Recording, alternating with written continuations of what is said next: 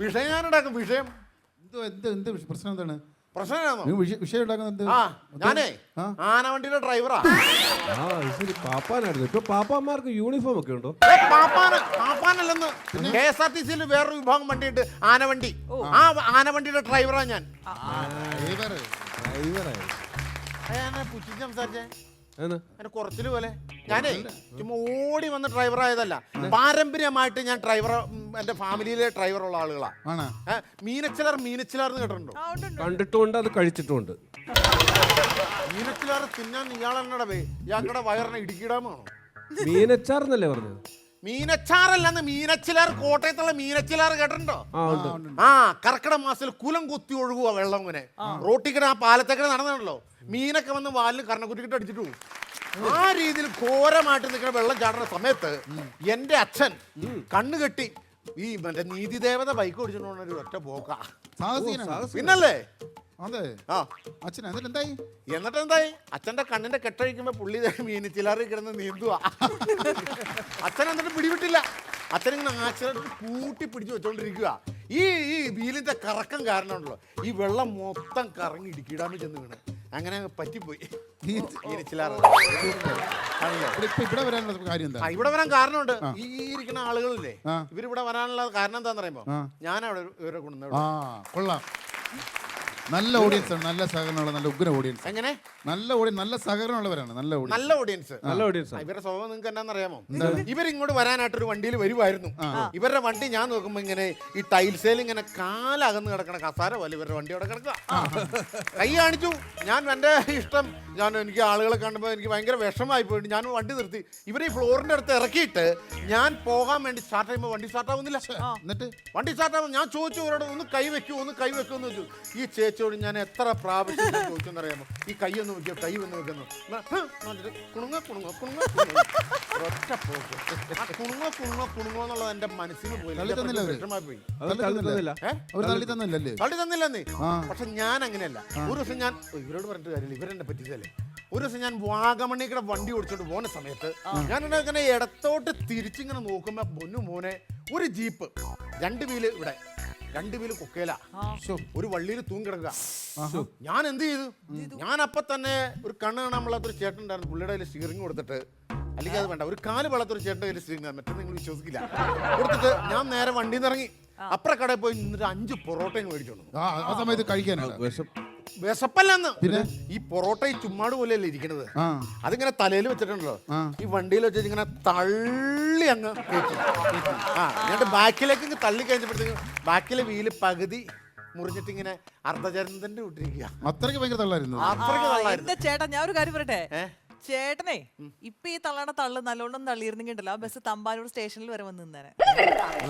അതെ ചേട്ടാ, ഞാൻ നിങ്ങൾ ഡ്രൈവറെ കാണുമ്പോൾ ചോദിക്കണമെന്ന് വിചാരിക്കുക, ഈ KSRTC നഷ്ടത്തിലാണെന്ന് പറയുന്നത് ശരിയാണോ? ഇതൊന്നും അറിയാൻ പാടാതിരുന്ന് സംസാരിക്കുക. നഷ്ടത്തിലാ ഓടുന്നത് പറയുന്നത് ശരിയാണോ? ചില ഗ്രാമത്തിലെ ആളുകളുണ്ട്, അവരെ പഞ്ചായത്ത് വിട്ട് പുറത്ത് പോയിട്ടില്ല, എന്നാൽ അമേരിക്കയിലെ കാര്യം പറയുള്ളൂ. ഇത് ആരെ പറഞ്ഞ നഷ്ടത്തിലാ? ഞാൻ എന്റെ ഇത്ര വർഷത്തെ എക്സ്പീരിയൻസ് വെച്ച് ഞാൻ പറയാണ്, KSRTC നഷ്ടത്തിലല്ല ഓടുന്നത്, പിന്നെ ഡീസലിലാണ് ഓടുന്നത്. കറണ്ടാക്കിയല്ലോ, കറണ്ട് വണ്ടി കറണ്ടാക്കി. അപ്പൊ ലാഭമായില്ലേ? ആർക്ക് ലാഭം? KSRTCക്ക് ലാഭമില്ല. KSEB കറണ്ടിലല്ലേ ഓടുന്നത്. ഈ പൈസ മൊത്തം നമ്മൾ അങ്ങോട്ട് കൊണ്ടേ കൊടുക്കണം. കൊണ്ടേ കൊടുത്തില്ലെങ്കിലുണ്ടല്ലോ വീട്ടിലെ വീസ് ഊരിനാര് അവരൊന്ന് ഹെഡ്ലൈറ്റ് ഊരിക്കൊണ്ടു KSEBക്കാര്.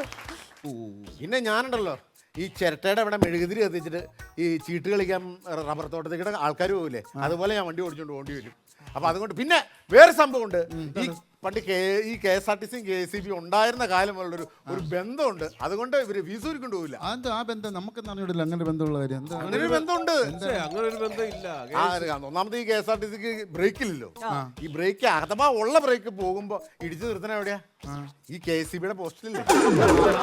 അതുകൊണ്ട് ഒരു പണ്ട് മുതലുള്ളൊരു ബന്ധം ഉള്ളതുകൊണ്ട് ഇവര് വീസൂരി കൊണ്ടുപോകില്ല. നിങ്ങൾ ഈ സാധാരണ കറക്റ്റ് സ്റ്റോപ്പിൽ വണ്ടി നിർത്തത്തില്ലല്ലോ, എന്താ? ആര് പറഞ്ഞു നിർത്തില്ലാന്ന്? അങ്ങനെ സാധാരണ അങ്ങനെയാണ് കാണാനുള്ളത്. ഞങ്ങൾക്ക് കൈ കാണിക്കുമ്പോൾ അവിടെ നിർത്തത്തില്ല, പിന്നെ അപ്പുറം ഇപ്പുറം മാറ്റിയൊക്കെ നിർത്തും. ഇതൊക്കെയാണ് ഒരു കുഴപ്പം. എടാ ചങ്ങാതി, ഞങ്ങൾ അപ്പുറത്തെ സ്റ്റോപ്പിൽ നിർത്താൻ വേണ്ടി ചവിട്ടിയതാ. ഇവിടെ വന്ന് ഇച്ചിരി മുമ്പോട്ട് മാറ്റി നിർത്തിയത് കുറ്റമായി പോയി. അപ്പുറത്തെ സ്റ്റോപ്പിൽ നിർത്തേണ്ട വണ്ടിയാ, അത് ഇവിടെ വന്ന് ഇച്ചിരി ഫ്രണ്ടിലേക്ക് മാറിപ്പോയത് കുറ്റമായി പോയി. പക്ഷേ പെണ്ണുങ്ങൾ കൈ കാണിക്കുമ്പോ ചേട്ടൻ കറക്റ്റ് സ്ഥലത്ത് നിർത്തുമല്ലോ. അതെന്താണെന്ന് അറിയാൻ പാടില്ല. അതിന് ഈ ബസ്സിന്റെ ആണോ, അത് ആക്സിലേറ്ററിന്റെ ആണോ, ക്ലച്ചിന്റെ ആണോ, ബ്രേക്കിന്റെ ആണോ, എന്താണെന്ന് അറിയാൻ പാടില്ല. പെണ്ണുങ്ങൾ കൈ കാണിച്ച് അപ്പം നിർത്തും. അത് എന്തിന്റെ ആയിരിക്കും? അത് ചേട്ടന്റെ കയ്യിലിരിപ്പിന്റെ ആയിരിക്കും. എന്റെ സ്വഭാവത്തിന്റെയാണ്. അത് മനസ്സിലാക്കി. KSRTC-ൽ 2 സൈഡിൽ ഇങ്ങനെ സ്റ്റിയറിംഗ് ഉണ്ടോ? ഇല്ല, ഒരു സൈഡിലാ നിങ്ങൾ. അല്ലല്ല, പിന്നെ 2 ഇങ്ങനെ ഓടിക്കണാണല്ലോ. ഓ, അതല്ലടാവേ, അത് ഒരു കൈ കൊണ്ട് ഇങ്ങനെ ഈ സ്റ്റീറിംഗ് തിരിക്കുന്നു. ഇത് ഗിയറാണ്, ഗിയർ. ഇത് എവിടെയെങ്കിലും ചെന്ന് വീഴുവാണെങ്കിൽ വീഴട്ടെ എന്ന് കരുതി കറക്റ്റ്. അല്ലാതെ ഒറ്റ ഇതിനെ പറ്റി നമ്മൾ കാർ ഓടിക്കാണെങ്കിൽ വീഴാൻ പറ്റുമോ? വീടില്ല. ഇപ്പൊ നമ്മളൊരു കയറ്റം കയറിയൊക്കെ പോയി കഴിഞ്ഞാൽ തിരിച്ച് ഇറക്കമാണിപ്പോ സുഖമാണല്ലോ. ഇറക്കം വരുന്നിടത്ത് സുഖമല്ലേ? പിന്നെ ഭയങ്കര സുഖമാണ്. നീ ഒരു കാര്യം ചെയ്യണം, നീ പെരിഞ്ചാങ്കുട്ടിക്ക് കർക്കിടക മാസമുള്ള സമയത്ത് ഒന്ന് വരണം. പെരിഞ്ചാങ്കുട്ടിയോ? അതെവിടെയാ? അങ്ങ് ഹൈ റേഞ്ചിലാ. വളവും തിരുവുള്ള വഴിക്ക് നീ അങ്ങോട്ട് കയറി വരണം. അന്നേരം അറിയാം ഇതിന്റെ വിഷമം എന്നാന്ന്. ഞാൻ ഇങ്ങനെയല്ലേ വണ്ടി ഓടിച്ചോണ്ടിരിക്കണത്. അങ്ങനെ ഓടിക്കുന്നത് എന്താണ്? ഇത് ഇങ്ങനെ ഓടിക്കുന്നത് സ്റ്റിയറിംഗ്. ഇത് ഇത് വൈപ്പറില്ലല്ലോ. വൈപ്പറും കൊണ്ട് ഇങ്ങനെ തൂത്തോണ്ടിരിക്കുമല്ലേ. അപ്പൊ കാലിട്ട് ഇളക്കുന്നത് ഗിയർ പിന്നെ ആര് വന്ന് മാറൂടോ? ആ ഗിയർ മാറുന്നതല്ലേ ഇങ്ങനെ. ആക്സിലേറ്ററിനകത്തല്ലേ ഞാൻ അടവെക്കണ കല്ല് കയറ്റി വെച്ചേക്കണേ. ബ്രേക്ക് ഉണ്ടെങ്കിലല്ലേ ചവിട്ടേണ്ട കാര്യം. നിങ്ങളുടെ ബസ്സിലെ മുഴുവൻ സൗണ്ട് ആണല്ലോ. സൈഡിൽ നിന്നും അങ്ങനെ സൗണ്ട് ആണ്. ഏത് സൈഡിൽ നിന്നാ വരുന്നത് അറിയത്തില്ല. എല്ലാ സൈഡിലും സൗണ്ട് ആണ്. സീറ്റ് അനങ്ങുന്ന സൗണ്ട്, അങ്ങനെ സൗണ്ട് ആണല്ലോ. സൗണ്ട് എന്തെങ്കിലും ഉണ്ടോ? സൗണ്ട് ഇല്ലാത്ത എന്തെങ്കിലും ഉണ്ടോ നിങ്ങളുടെ വണ്ടി? ഉണ്ട്. എന്താണ്? ഓണിന് അത് എന്തോരം അടിച്ചാലും സൗണ്ട് ഉണ്ടാവില്ല. അതെ ചേട്ടാ, ഈ കോട്ടയത്തിന് ഇനി എപ്പോഴാണ് വണ്ടി ഉള്ളത്? കോട്ടയത്തിന് അയ്യോ വാച്ചില്ലോ, എന്നാലും പറയാം 4:30. അപ്പൊ അതിന്റെ മുമ്പ് വല്ലതും ഉണ്ടോ? പിന്നെ ഹെഡ്ലൈറ്റ് ഉണ്ട്, വൈപ്പർ ഉണ്ട്, പിന്നെ ഒരു ഉണക്കപ്പട്ടിയും കിടപ്പുണ്ട്. ഓൺ അടിച്ചാൽ മാത്രമേ എഴുന്നേറ്റുള്ളൂ. ഈ സ്ത്രീകളുടെ സീറ്റില് പുരുഷന്മാരിക്കുന്നത് ശിക്ഷാർഹമെന്ന് എഴുതിയിട്ടുണ്ടല്ലോ, അതെന്താണ് അങ്ങനെ? ശിക്ഷാർഹമാണ്, അതേക്കുറിച്ച് അറിയില്ലേ? എൻ്റെ വനുവൻ അത് ഞാൻ വിശദമായിട്ട് പറഞ്ഞു. അതൊരു ശിക്ഷാർഹമാണ്, കൃത്യമായിട്ട് ശിക്ഷ കിട്ടിയിരിക്കും. ഞാനൊരു കഥയാണ്, അത് ഞാൻ ചുരുക്കി പറയാം.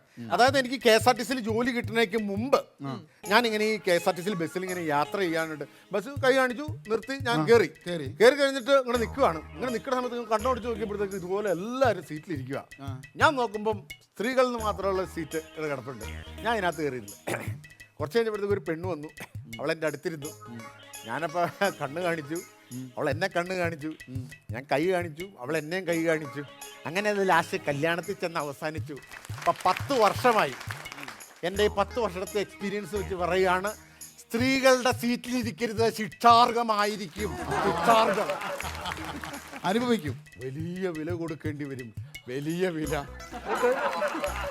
കഷ്ടം, നീറുന്ന മനുഷ്യനാണ് കേട്ടോ.